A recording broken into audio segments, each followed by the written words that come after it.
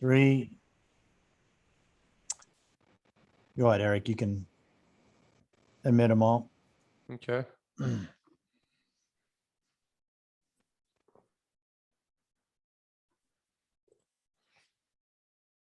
Everybody's kind of opted in here. Cool.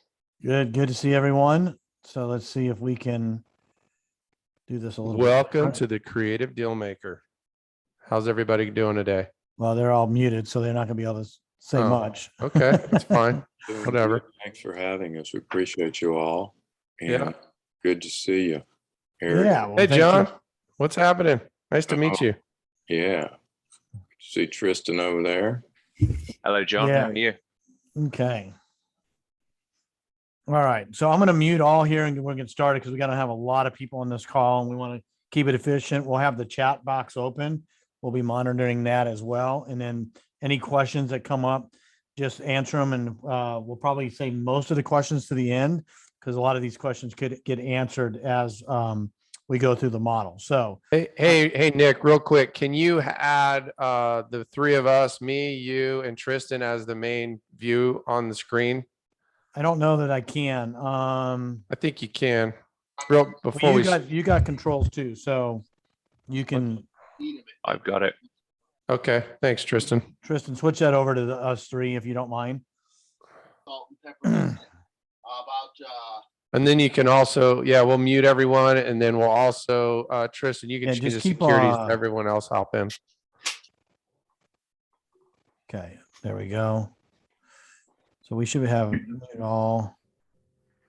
Not really sure why we're not getting them all muted here. Yes.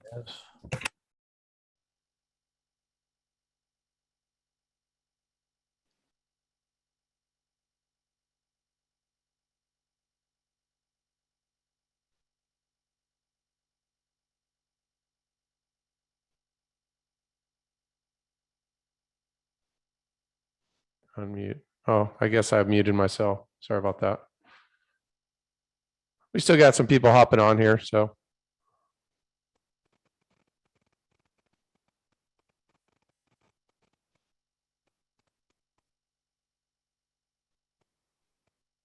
All right, I should be clear now. Yeah, I want to go in and get started because I want to be respectful for the people that are on time and anybody that we're going to record this and it'll be a replay so they can surely jump back on. So, hey, but real quick, Nick, before you start, let's make sure the three of us are the main presenters on the screen. we are the co-hosts on the screen. I don't know that you can do that or not. Tristan, were you able to get just the three? Yeah, we're all pinned to the screen. Okay. Oh, okay. So if you look at speaker view, you'll be able to see. Sorry that about we're that. pinned. Yeah, I see it.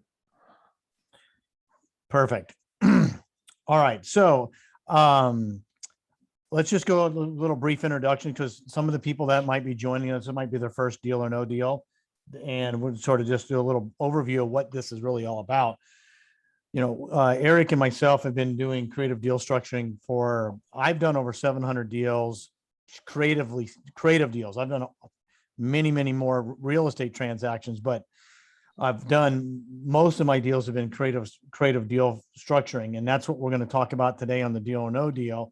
We got Tristan on here today as well. And we're actually going to take a deal that he's bringing in and we're going to walk through this whole model that we've created and determine really if it's a deal or not a deal. So Eric, what about you? Tell me, why don't you give everybody a little bit of background on yourself and sort of who we are and what we're doing. Yeah. So thanks, Nick. So Nick and I created the Creative Deal Maker Academy because of the successes and all the brain damage, I guess, we did when we started in real estate. So brief background regarding me. I started real estate full-time, got out of corporate America in 2004.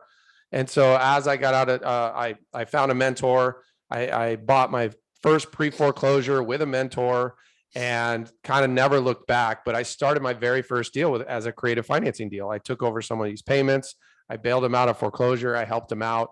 And then I never looked back really. So I've probably done over 1,000 transactions from apartments to lot splits to lease options, subject to buy and hold. I mean, fix and flips. I've done a lot of that. And so Nick and I have been doing deals for a long time. We got together, put our brains together, and this model of cash now, cash during the transaction, and cash later with little to no risk is a really cool process that we've created and that we do every day. And it's one of our ways to create financial freedom without killing yourself managing properties, one-off single family home. So that's a little bit of a little background behind me. Yeah. But- And I think just to add a little bit on that, the whole premise of what we teach and what we do is really to have the mindset of being the bank. So a lot of people have real estate experience, but they don't have bank experience. And what I mean by that, they don't act and think like the bank. And that's what we're going to do.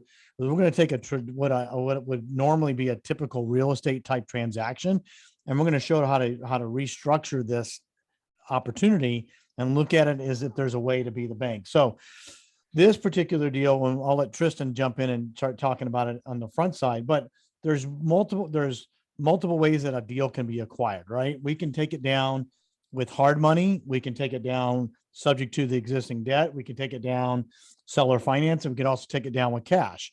But we can exit out, and we're going to create, hopefully, the preferred exit is going to be a wrap mortgage. So Tristan, let's just go in and start a little bit let's talk about this deal. So tell us about, how you got it, where it came from, if it was such a great deal, how did you get it and not somebody else? I like to always know that.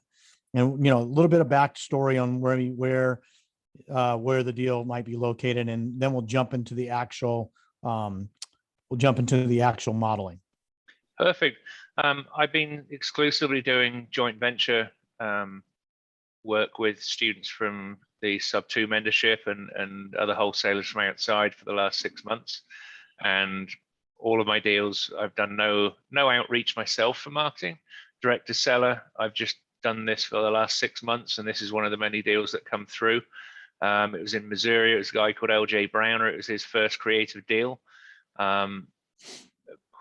Probably 20 to 30% of the deals that I'm doing are first deals for people, whether that's a wholesale deal or a creative deal that they haven't done before, helping them structure it, close the deal, set up the best outcome for the seller. Obviously, if there's a good outcome for the seller, there's generally a good outcome for us, and that's really the priority in which I work. Is not a good deal for the seller, it can't be a deal for us, So when those spreads are tight, even for the sub 2 deals, I mean, Pace has been pitching the dead leads process, where we go and try and get leads from wholesalers that they can't close as wholesale deals, that there's no spread for an assignment. This is really coming from those where some of the creative guys can't close them, and speak. Yeah, that's a good point. So I want to, because there's a lot of people that have not heard us speak before. So the deals can come from different sources, right? I would say the top 3 listeners or viewers that would benefit the most from this are going to be wholesalers, okay, which is where this deal came from, because wholesalers have a very transactional mindset, right? They're all about getting a property under contract today, putting a fee on it, assigning it or double closing it, whatever that might be, and then exiting out.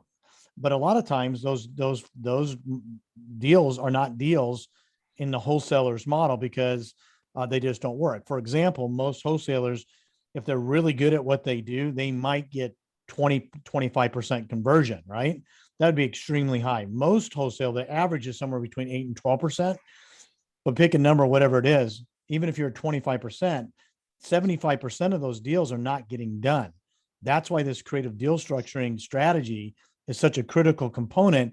So everybody should understand what that looks like, so they can at least have the opportunity to get more deals done. The second benefit, the second real estate investor that benefits from this, in my opinion, as far as ranking them, is probably what I would call landlords. Landlords, we're doing a lot of work right now with landlords and helping them to convert their rental properties into owner finance properties, and teaching the landlords basically how to be the bank, because they are so accustomed to the cash flow.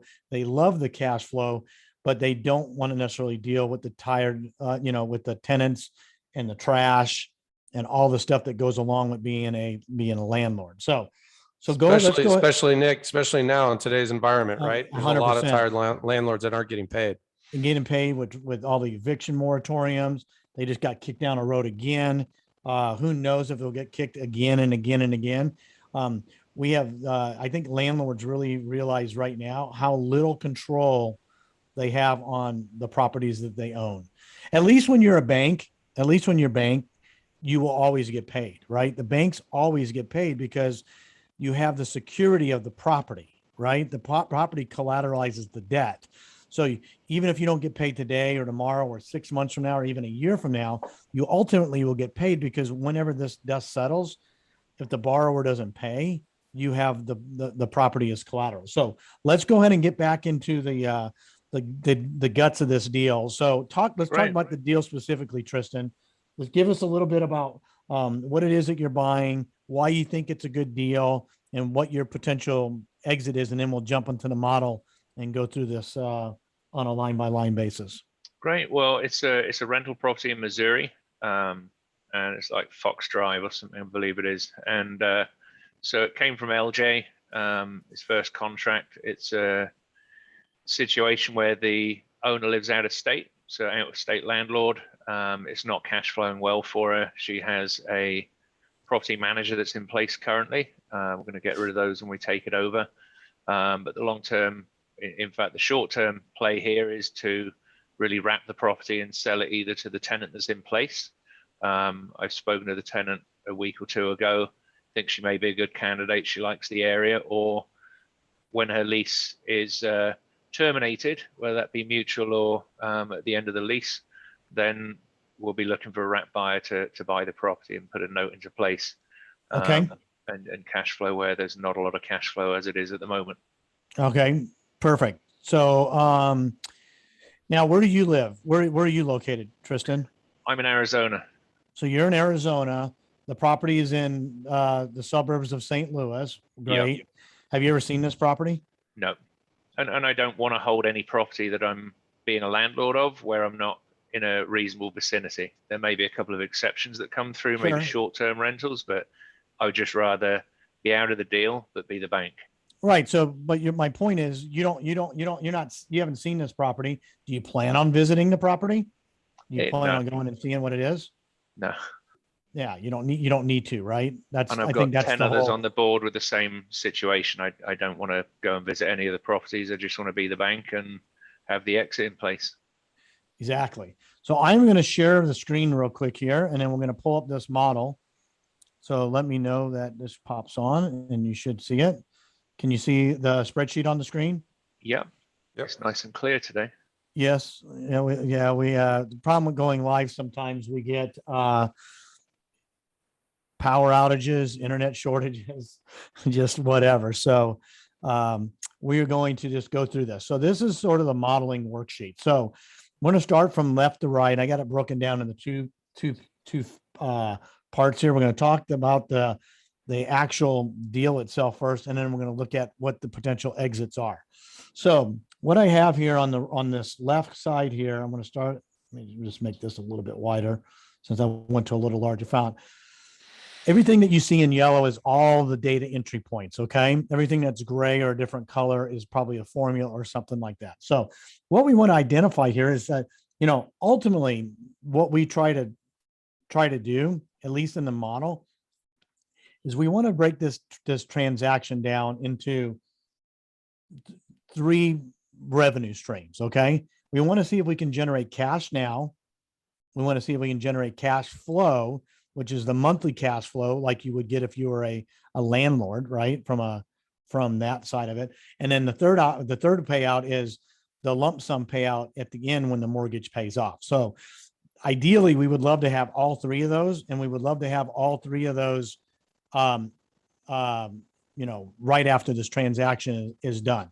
So let's just go through the deal information here. So I'm going to scroll down here. So we looked at the mortgage statement, and we're not going to share the mortgage statement because there's private information on there, and I don't want to redact everything, and we want to share it. But I believe the mortgage statement had a balance of right around $100,000. Is that correct, Tristan? That's Okay. correct. Yeah. The underlying rate is 3.6%. And then the P&I collectively is 543. Now, even though taxes and insurance are escrowed in this payment, since we're going to look at a wrap mortgage as an exit, we're not going to be concerned about the taxes and insurance because those are going to be passed through to our wrap mortgage buyer. So I'm going to explain just real quick what a wrap mortgage is because people might not understand what it is. A wrap mortgage, all that is we're going to create a new mortgage and we're going to wrap the existing debt. So in this case, there's a $100,000 debt. Now, even though the UPB, which is the unpaid principal balance, we have it at 118. That's because the seller wants $18,000 in this model in walkaway money, but we're going to put it into, they're going to take payments for that, right, Tristan? Yeah, that's correct. Okay. Yeah. So I just, for illustration purposes and for the way the formula is written, I just combined them because the rate on it's going to be about the same. So for illustration purposes, it'll work just fine. So, since the wrap, so we're going to basically take the existing debt, which is going to be $118,000 and a 3.6% mortgage with a remaining term of about 28 years. And we're going to wrap it with a new mortgage. And we're going to figure out what that looks like when we get to the sell side. So we're going to go down here and some of these other expenses that are in here. You could fill in if it was a loan type. You might want to know if it's a VA loan or a VHA or conventional, USDA, maybe it's seller finance. You can put it in there. You could actually take this property down with hard money. We do that all the time as well. We're not going to go through that on this deal or no deal. This is a sub two. So this is a sub two acquisition, which means we're going to take it down and purchase it and take ownership of the property subject to the existing lien. I don't remember who this one's with. Is it something like, remember who the lender is? Senlar, I believe, is the servicing Senlar or company. somebody like Yeah. that. So that's fine. Doesn't really matter. It's irrelevant who it is. Senlar. I'm just going to put it in there. I don't know if that's how you spell it. And it's a VA loan. Yeah, it's a VA loan. Okay, that's fine. Now, there's some issues maybe on the closing side with insurance, but there again, that's all on the disposition side. So we're not going to, that's not the purpose of this call. We just want to know if this deal is going to work structurally from a creative deal side. So we're going to have a total payment going out of $543 a month. I'm going to scroll down here to this bottom here, and we're going to look at the cash. So the seller is also looking for some cash, and this is where we would put it. So in this example, I believe you said the seller wants $3,000. Is that correct? Correct. Yeah. Okay, so we're going to put that in there. You're going to have closing costs when you sell it, when you buy it. I mean, excuse me. Repairs. Are we doing any repairs on this at all? No, not Okay. initially. You shouldn't. What I will say this: when you wrap and you sell on terms, you do not need to rehab these properties. I very rarely rehab unless it's just a full rehab and the money and the numbers make sense. But most of the time, seller financing can be done and owner financing can be created, leaving the properties as they are, assuming that they're livable, right? Because at the end of the day, if we go and do this rehab, what we're doing is a couple of things. One, not only are we adding value to the property, which is great, but we're also adding cost to the buyer, right? So that's going to make their payment go up. The other thing that we're doing is we're adding time. It's going to take us, if we do a rehab on a property, it's going to take us some period of time. So the velocity on the deals goes way down if we're not able to enter in and out. So we're going to do no repairs. There's no arrears, right? Everything is current on this mortgage, right? That's what that is. Correct. So then when we get to lines 24 and 25 here, I just got a couple other line items here. And there's a closing cost on the buy side. There's a closing cost on the sell side. And there's a buyer's agent fee. It's because when we go to sell this property, we're going to probably have to pay somebody to sell it. If you sell it yourself, great. That money just goes to your pocket. I put in there the standard 3% of the sales price, and that's a formula as well. The other thing I have in here is 2 months of holding costs to make that payment to the underlying mortgage. Okay. And then you said you got this from LJ, right? And you're going to have to pay him a referral fee, right? Because we get deals from wholesalers all the time, and they want to get paid for their lead. And in this particular one, You set it at $3,000. I is think that it was correct? 3, yeah. Okay, give or that's what take, we yeah. have in here. So I'm on this line 29 right here. This is the first number that's really critical in this whole model. And this is the cash to close. Now, some people might know this as the entry fee, depending on how you've heard it. But this is how much cash that we're going to need to basically control this asset, right? So whatever that looks like, we're going to find out that. So now the first question is, are you going to use, if this is how much you need to complete this entire transaction, Tristan, is this going to be, are you going to use your own cash for this? Are you going to borrow the money? Where would you likely get this from? In this case, I'm just going to use my own cash. Just use your own cash. And then we'll look at this model and see if that makes sense or not as we go along. Okay. So, that's it. So your total buy price on this is $136,508. That's how much you're going to have invested in this property with the underlying debt, with the cost, with the cost of capital and just the miscellaneous expenses to get the deal done. And that's what your price is going to be. So far on this side, on the left side here, do you have any questions on the buy side of it? You see where all these numbers come from. So that's where it is. Pretty simple stuff. You just need to make sure that you fill in the right dollar values for each of those line items, because you want to make sure that your calculation is as accurate as possible. All right. So now let's go to the sell side. Okay. So, we got this valued at $150,000. We've already went in and looked up the value and, so far. So let me ask you a question, Tristan. If you were going to fix this house, how much do you think you would actually put into it to make it at fair market value of whatever the market conditions are right now? Just I'm about thinking 30 grand, 30 to 40,000 on this one. so 30,000. So I think that's probably a little bit high based on the pictures I've seen. But what we would do, it doesn't really matter with the numbers. You can calculate whatever you want. But we would reduce that by a significant amount. We would probably give the buyer somewhere between a $10,000 to $15,000 discount off the price. Okay.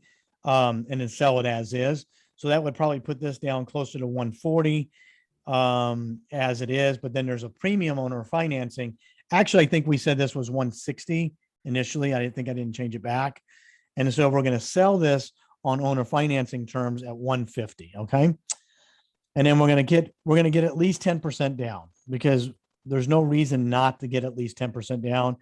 You can always get less down, but you're just going to really put yourself in a cap that you're not going to want to be in long term. And we'll talk about that piece of it in a second. Hey, Nick, real quick, just of all the deals I've done, I'll just say in the last 4 or 5 years, if I've received $10,000 or more down, I've had little to no defaults, like literally no default, like, because it's the default is one thing, Yeah. but really what this is about is getting into a cash neutral position as Yep. quickly as possible. Yep. Anything above $10,000 is probably going to be a minimal default rate, but this is really more about the economic side of it. Yep. And you need to be able to have the cash from the seller. The cash from the borrower in the deal. Otherwise you're going to run out of cash. And that's really the question. We get stuff that we get 20, 25% down a lot of times. Yeah. So it's just a matter of how much you want to take relative to that. So let's see here. Give me a second. Oh, I just on right smack in the middle of my screen here. Give me 1 second here. Slide this over if it'll let me. It's right where my numbers are. All right, cool. So as we go on through this, we're going to write we're going to have $135,000 loan balance. Now, what we're going to do is we're going to write a first lien and a second lien, and I'll explain the reason why we do that. But that's what we're going to do. So in this model, we're going to write the first lien at $101,250 and at 9.5% interest rate. The second lien is $33,000 at a 10.5% rate. Now, let's talk about this for a second. Those rates are fairly high, but are they really? Because Eric, what is the interest rate on rent? If somebody was gonna You, rent a are, property, you always say that. Like you always like, well, what is interest rate on rent? So if you lived in a property for 5 years and rented, what's your interest rate? It's zero. You have no equity. Plus you have no well, it's security. not zero. It's there. It's uncalculatable because there's no value. You get no value back, Yeah. right? The cool thing about the loans that I create, and I think Nick, you're in the similar space, is like you're not charging a bunch of points, which you can. You don't charge. You're not charging all the fees and everything that goes into owner occupied property. You're not charging mortgage insurance. So if you add it all up, you're going to get as close. We're going to be right in line with what a rental property would be with these rates. So we kind of Sometimes because we're buying it as a whole, we're buying wholesale. I was actually just talking to my banker yesterday, and he was like, are you charging points? And I'm like, I actually made all my points on the wholesale acquisition price versus the retail sale price. So, and he, it's a massive arbitrage. So anyway, go ahead. Sorry. You surely can charge points. But Yep. that's not really and the rent value does come into play as the price point goes up. You're not going to get that same equal payment per se, but it's irrelevant. And the reason why it's irrelevant is because almost 75% of the population can't go get a traditional loan. It doesn't matter. We are the only game in town, period. Period. I just talked to my banker, another banker yesterday. I'm always talking to my banker. I'm like, hey, I need to increase my line of credit on my primary residence. I need to do certain things. And she's like, okay, I need your P&L. I need your profit and loss and P&Ls from 18, 19, 20. What's a P&L? I've never been asked for a P&L. When you do owner financing? Never. No, I know. That's what I'm That's saying. my point. I'm being silly here. How do you spell P&L? I don't even know. So anyway, let's get back on track in the model. Go ahead. So we're going to write this first and second lien. And like I said, I'll explain that when we go to the exit side. So the first thing that we'll see right here is this total P&I in. This is the principal and interest we're going to receive from our wrap mortgage is about $1,160. Okay. What is our P&I on the debt that we just bought? It's $543. Holy crike. What is that? I don't even know, Eric. That's a lot of money. $650 maybe? 543 minus $616 in cash flow. Is that what you're saying? Yeah, that's what it is. Okay. That's just the cash flow. It doesn't mean it doesn't have anything to do with the amortization and all that we're No, going to it's talk just about. that's where we are right now. So that's it on this column here. Remember, we're in the sell side. So let's talk about this for a second, since we're not fixing this house. I think this is really important. Tristan, if you're not fixing this house and you live in Arizona and this house is in St. Louis or Indianapolis or on the moon, do you really care? No. You really probably do not care where this house is, right? Especially if you're going to leverage it. I know I don't care. I would definitely care if I was doing a $30,000 rehab. I would definitely care about that. Absolutely. I would want to see it. And I would definitely even care more where it's located. I don't think I want to do a $30,000 rehab in November, December in Wisconsin, right? So those are all sort of factors that really contribute to the velocity of the capital, which is where we're heading towards. So we're already got a good thing. So now, Tristan, you've already said that you would just use your $17,000 out of your own account. You can use an IRA account. You can use cash. Yeah. You can borrow it. And this blue box is if you were to borrow it. So if you were to borrow $18,000 on an interest only for 5 years, that'd be $150 a month. Okay. So I'm going to leave here because I think it's important to see. I like to model things. So Nick, you're gonna, and I talk. I sent actually Jackson he's on this call today, a text about what if you have zero money and you need to bring in all the money? That's the blue box. That's like, okay, I have to borrow the money. I have a deal and I can bring in a team to help me fund this, and I can still be the controlling owner of this deal, right? It's going to be super important to have that availability, because it's going to open up more deals. Because what we're going to see as we leave forbearance and all these moratoriums are lifted and people still have to vacate and sell, there's equity in these properties, right? There's equity in these deals where we'll see a house that's worth $300,000 and the seller owes $200,000, but they can't afford the payment anymore. And they've got cheap debt. at But 4%. but guys, the one thing you have to understand is that 3.86 or 3.5 or 4% debt, 30-year fix that you can basically keep in place forever. That's the key. I don't care if you're One of the keys. There's no question about it. 22 or you're Yeah. 82 years old on this call. That is a massive benefit, and you can leave it to your heirs or leave it to yourself. It's a really, really huge opportunity, and you don't have to qualify for it. Well, and another and- thing as well in Go these situations is loan mods. If they're in forbearance, you can often lower the payment and defer the any unpaid balance to the back end of the loan. That's the contract I got this morning. I was waiting for them to sign.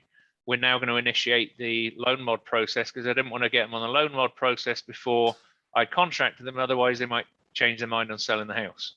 So now Yeah, I've you're got, providing a massive service to that seller. You're going to Yeah. keep them from foreclosure. You're going to keep Absolutely. the credit from getting damaged. You're going to come in, save the deal. They move out. You bring in a homeowner that deserves home ownership. That's just not bankable. And it's just that, I mean, that's the end result for me. Well, that's the whole point of the class, right? So Yep. inside of the master class for the people that are either on or join it, they'll learn all about that. But in this model, the blue box is a critical component because the opportunity to get deals where other people can't, you're going to have some type of private capital or personal capital to be able to what I call gap fund, right? The gap between what the seller is willing to take and what they owe. And you're going to basically going to have to buy, you're going to basically buy the equity out of the deal at Yep. a discounted rate. That's what that means. So I'm going to leave that 18,000 in there. And this particular model, I've got it at just interest only at 150 a month. And then we'll look at the payoff. The payoff will never change on that, whether you pay it off in a year or 5 years. The balance is never going to change because it's an interest only loan. So I'm going Right. to switch over. So, I was going to say is that when you talk about velocity of capital, and this is really important because when we're going to buy this house, I'll call it day zero, right? We buy it today. So for me personally, on all these deals that we do, we buy it day zero. It's being marketed on day one. We probably have a buyer by day 7. They're going through an underwriting process through an RMLO 3 days within 3 days. So now we're at day 10. We have about a 7-day waiting period minimum for the CDs from for the borrower waiting period. Day 17, at that same time, we're already starting to shop that note for the first lien. And we're going to talk about why and how we do that in a second.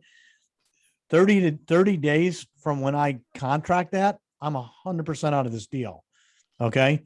Now we're going to model this at 60 because not everybody might be as efficient or they might not be able to do it at that same level. You may have to do paint and carpet or something like that, but that's what we're going to show here. So I'm going to go to the deal summary. So buy is day 0, sell is day 60. That's the cycle time in this model. Okay. So now I'm going to go to the deal summary over here. So the deal summary is basically pretty straightforward here. Okay. Let me just blow this up just a hair. Too much. There we go. So in this deal summary, we have transactional cash. All that is the cash. So you're up at the top middle where it says deal summary, right? Yeah, I'm in this area right now. Okay, cool. Okay. So I'm in the first green box here. Transactional cash is the down payment we received. Okay. So you remember on the left side, over on this side, we needed $17,000 to control the whole deal. But in 30 days from now, when we go to close it with our buyer, our wrap buyer, we're getting 15 of it back. So technically the whole cost to do this deal is only about $2,600. Okay. So let's go down the list here. So we're going to get cash in on the first lien, cash in on the second lien. That's on our wrap. And then we're going to have to pay out our underlying debt, which is the first lien. We're going to have to pay out our investor money. So even after doing all of that, even after doing, taking out hard money or private money for our bridge or our gap funding, plus the underlying debt, the net cash flow on this is still $467, $467,000 on a $150,000 asset. So look, I am not a buy and hold investor. I'm not a landlord, but I do know this. I don't know that there's many properties that are worth $150,000 where you're going to net cash flow $467 a month. Would you agree? Correct. Yeah. Not many. Not at Right. that valuation. That's right. So now we have a little bit of a negative equity position here. That's just because we probably overpaid a little bit on the front side and maybe we didn't sell it at the right price. It's not a big deal. It's just on paper, but we would like to see some of that a little bit higher. But this deal is more about cash flow versus equity. I see a lot of times where the equity position might be $50,000, but the cash flow is only $200. So it's just a trade-off. You're still going to get paid at some point in time. But we're going to see as we go through the model how the equity position changes in the deal. So I'm scrolling down here and I'm going to get into the exit. So here's the self-funded part of it. So if you're self-funding this deal, okay, because even though I have the hard money in there, it doesn't really change it. Your ROI on this is only 5.6 months. It's actually greater because if I take out the 150 up here, then you're talking about, if I was to delete this, Or you're getting your money back in 4 months. Put it that you're way. going to get it back in 4 Yeah. months because You got a $3,000 investment and you're getting $616 a month cash flow. Exactly. So That's why you would probably want to self-fund this, right? So yeah. here we go. So I'm down here now and I have now we're into the point why I write a first and a second lien. Well, the first and the second lien is important because what we want to be able to do is we want to be able to exit out of this as if and when we choose to do so. So the whole premise of what we're trying to do is this orange box right here, which is what I call the no risk model, keeping the second mortgage lien and any cash. What does that mean? It means we're going to buy the house on terms or hard money or with cash or seller financing. We're going to do the wrap mortgage. And then what we'll do is we'll sell the first lien to pay off the underlying debt. Okay. We're going to sell it the first lien and wipe out the underlying debt. So let's look at that real quick and see what that means. So I'm in this orange box down here. I'm going to highlight, then I'm going to unhighlight it here. So the UPB payout, which is the unpaid principal that we have going out, is $136,508, which is what we bought the property for with all the closing costs, the agent fees, the cash to the seller, all that stuff, right? So that's what we'd have to go out. We're not going to have any hard money on this because we only going to hold it for 45 days, maybe 60. I did a 60-day model here. So there's nothing there. UPB in, how much are we going to get from the unpaid principal in? Well, that's on the first lien only. Well, if we go back to the top here, we wrote this first lien, remember, at $101,000. Okay. Well, since we wrote it, the first lien at $101,250, we're going to be able to sell that lien on the open market at a small discount, not a large discount for any of the note buyers and creators and sellers. When we're at a 75% LTV, we do not need to discount the note as much because the risk has already been mitigated. Or in this day and age, when a bond is 1.5, 10-year bond is 1.5%, and cash is left less than 1%, you don't have to discount it much at all. But No, we have a discount in there as the worst case. Yeah. No one's going to have it. No one's going to debate the fact that look, I'm going to sell this note for $98,213. We already said the property's worth $150. And it's in the loan. This first lien is secured by the property and the asset already. It's not, we don't have It's to. not, and you're not joining a limited partnership where you're waiting No. to get your money. You're getting paid the following month when the first mortgage payment comes in. So Yes. you're getting cash flow really quickly. So we're at 98,213. Okay. So that's what this number is. Now I'm back down to this line 42, this orange line. I'm going to try to put it in the middle of the screen here now so we can see where we are. That's going to be the cash coming in from the sale of the first lien. Well, we had a little bit of cash coming in because we had the net coming in from the first payment received, because we probably got one payment. Okay. We had cash of $15,000 coming in from the down payment. Okay. So in this particular model, the way that Tristan was going to structure it or planning to structure it, if he was to do the no risk model, he would cost him $23,000 basically to buy a $33,000 second lien at a $308 a month cash flow. So let's just work this is not what we would normally want to do, but let's just see what the cash on cash return on that will be anyway. So 308 times 12 is 36. Divide that by 20. I think I got to do it the other way. No, 23, 296. That's still a 16% cash on cash return, which is not horrible, but I would never Secured. do this deal. I would never do this deal if my intention was to exit out with no risk. Okay. Because you do have risk because you got a $23,000 risk. Basically, what we're saying here is that you're going to invest $23,000 to basically buy yourself your own second lien at $33,750 at a 10.5% coupon. Some people would do that, but there's no reason to it. So that's what you do. So if you see this when you model, this is one of the first places that you need to see and make a decision at this point in time. If that's truly the model you want to run, which I highly recommend that you try to solve that or get that a little bit bigger, a little bit better position, you have some variables that you still have control over. So let's go back up to this top and look at what the variables that they are. Well, the cash to the seller is one variable, right? That's $3,000. So there's another option here, right? No one says we got to give the seller cash today.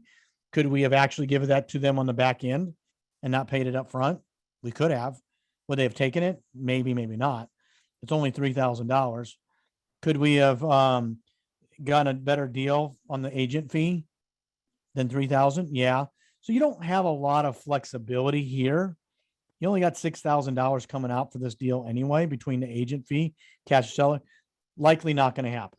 Okay. So is this still a deal or no deal? Well, we don't know because it really depends on what it is. Ideally, I would like to see this be this $23,000 and this ROI to be closer to 12 months or less. 75 months is a long time. Even if Tristan, even if you have the capital to invest to do this, if you tie up that money, how many deals are you prevented to do? Absolutely. If Yeah. you do it. So that's why you may come back and say, you know what? That's why I want to borrow this $18,000. Okay. Because then that $18,000, basically that goes from $23,000 down to whatever the number is, $5,000, $4,000. And then it's a doable deal. So you don't have a lot of options to change up here. So you got to make a decision. Do I want to continue on? And the answer is we're going to find out. So now what I'm going to do is I'm going to go into the box just above. Okay. And what we're going to do is we're going to leave this in place and we're going to say, okay, I have this underlying debt. What happens if I leave it there? The seller said I can leave it there. We did a sub-2 transaction. We did the deed to our name. We did a wrap back out of it. Where are we at right now? Okay. So first of all, before we do that, Tristan, do you understand what the no risk model is intended to do? Basically, it's intended for you to generate a free and clear second lien, free in cash flow with no money out of pocket. So it fails one out of the three options over here because you don't actually have profit here. But I will tell you this, even though this deal doesn't show this, I would say 60 to 70% of them have a less than 12-month ROI. A lot of them are positive immediately. I just did one, and we'll maybe do it on the next deal or Neil do a call, where the cash flow, the total amount was $8,000 today, $250 in cash flow, and like a $27,000 second lien. All positive, all three across. So they're definitely there and they're definitely doable. So let's go back up to what happens if you just stay in this deal? Because that's a question, right? So let's just say you leave that underlying debt in place and you ride this out for 3 years. Okay. That's this first line. What does that mean? It means that we're going to hold this note, let it perform for 3 years. And then in 3 years, we're going to sell the first lien either by choice or because maybe we were forced to because the bank may have called it, or maybe that was the agreement that we had with the seller and said, we're only going to keep this in for 3 years and then we'll exit out. Okay. So what you're saying, Nick, is you're only going to keep that mortgage in the seller's name for 3 years. Yeah. We're going to sell the And they'll be first like, lien. okay, I'll do that deal. So I don't have to write a check to Yeah. sell my That's house. part of the that I can't sell. negotiation piece. Think of it this way. What if the seller did the seller carry, right? And it wasn't Wells Fargo that kept the underlying debt. And this was the same exact numbers, but the seller was going to seller finance it to you. Happens all the time. Right. And they said, I'll give you a 3-year balloon. That's meets the same criteria. So we're on this line 38 now. Okay. So we're going to go through these numbers again, and then we're just going to show it. And I'm going to go to the roll up. So the payout on the UPB is dropped down from 136 down to 115. Okay. The UPB on the hard money that we borrowed is 18. Okay. We had UPB in a 108 because we sold that first lien. The net cash flow on that is 16,827. That's positive. Okay.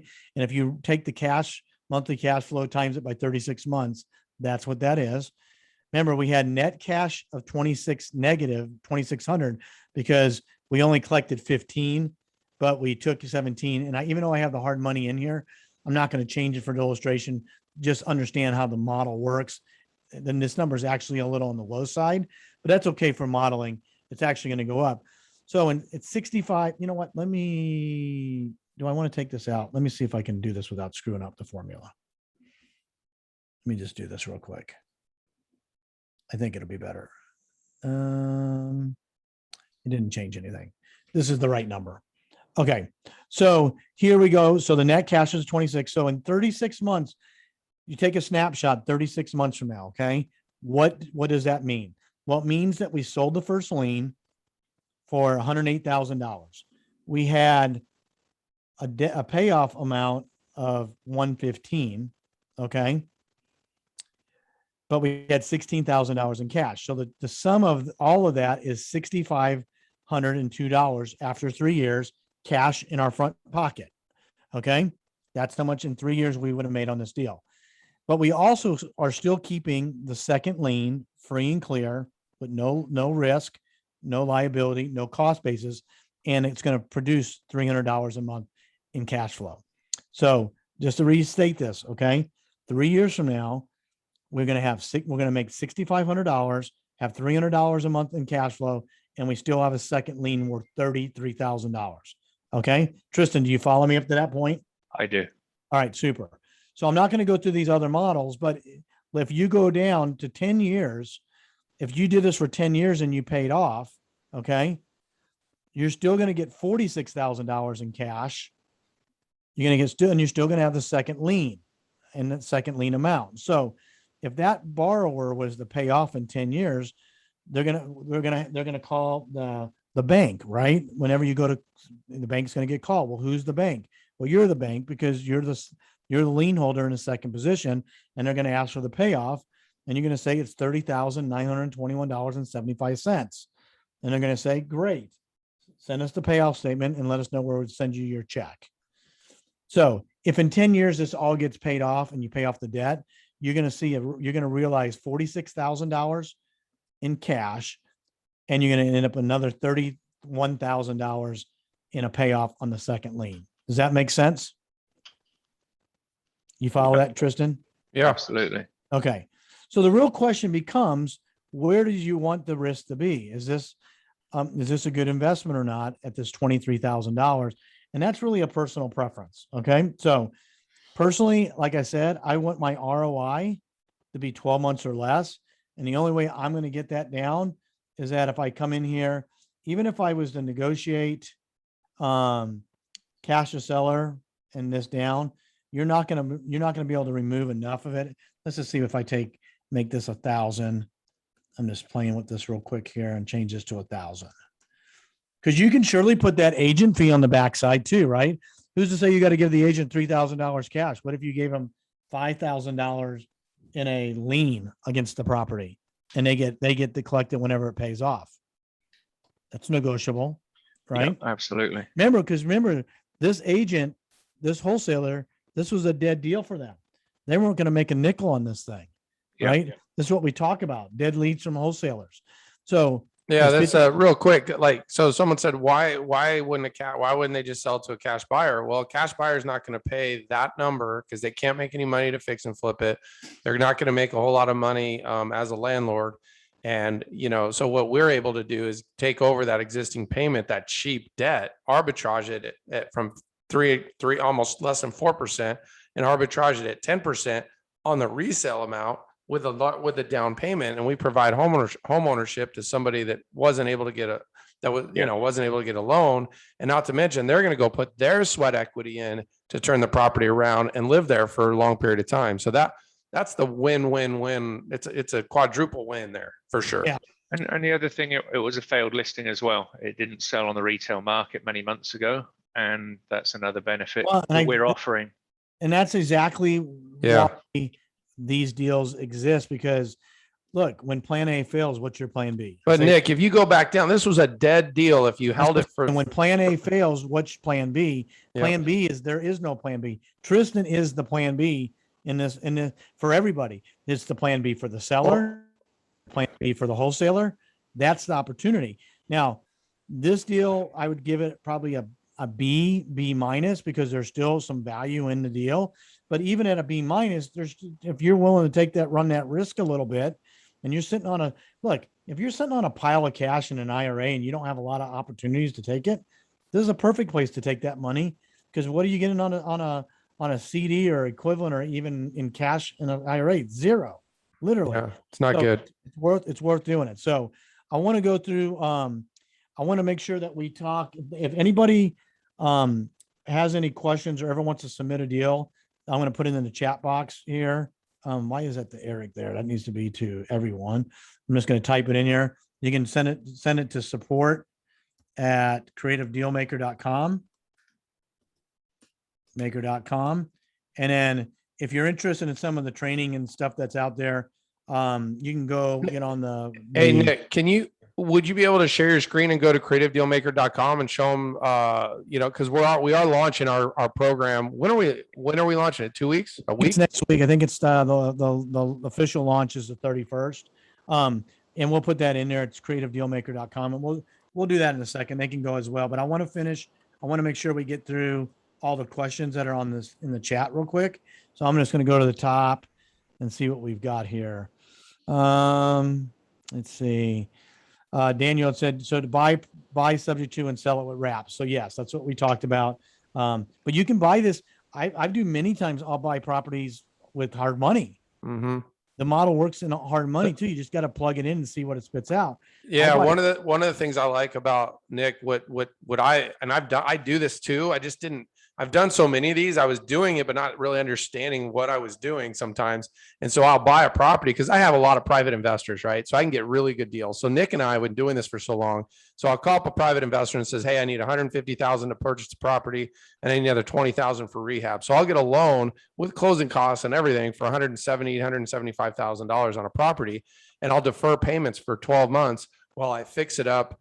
This is kind of before where we're at now when you don't need to do any fix up, but hypothetically you need fix up. I get 100% financing. And then I resell it at a retail number with 10% down or more.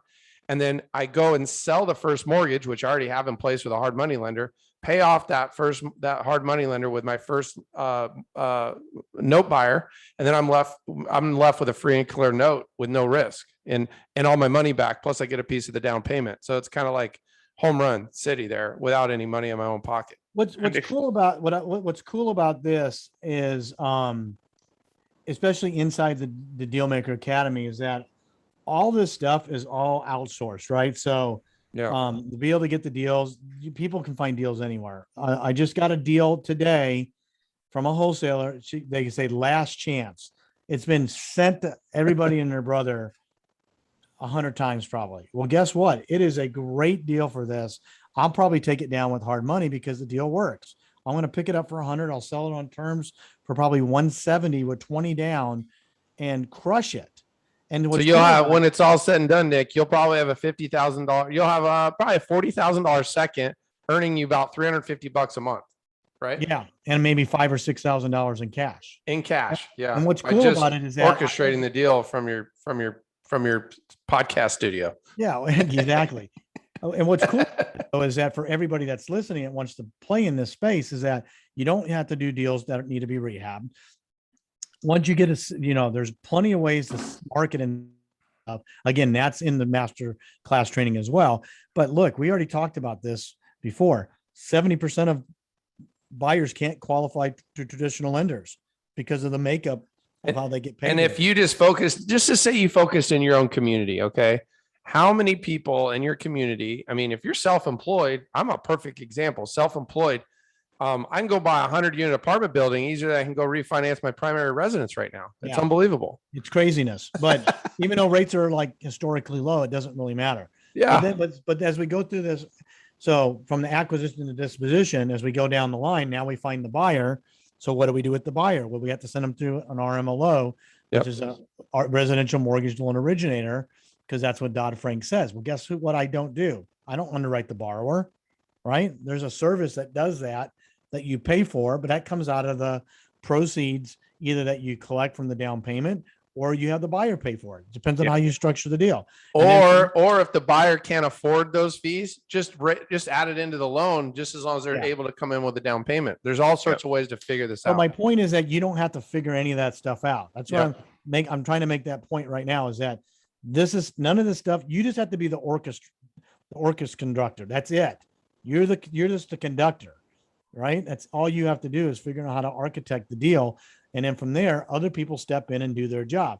Just like the RMLO is going to do the underwriting and help you underwrite. Just like the servicing company is going to escrow taxes and insurance and handle the payments coming in from your borrower and then out to whatever your debt service is. Just like you're going to use a title company to close the transaction or an attorney to create your loan documents or a broker to sell that note. Hey, Nick, Yeah. where do you like, so you're in Texas Mhm. and this is always a big question. Where do you find the buyer? Like, how do you find the buyer for this? You can do it anywhere, but I mean, you go post a property for sale by owner with financing on Zillow or Facebook Marketplace.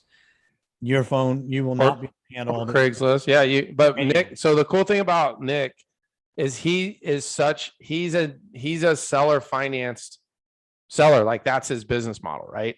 And so he has agents that have literally created an entire business around gathering seller finance buyers that are not bankable, but that are phenomenal borrowers. They got 30,000 down. They got proof of income. They've got everything that you've ever thought about, but they can't go down to Bank of America or Wells Fargo or Chase or whatever. And so literally Nick will just be like, hey, like this deal for 100,000. Hey, I have this deal. What do you think? He already knows the buyer is going to pay 160, 16 to 20 grand down.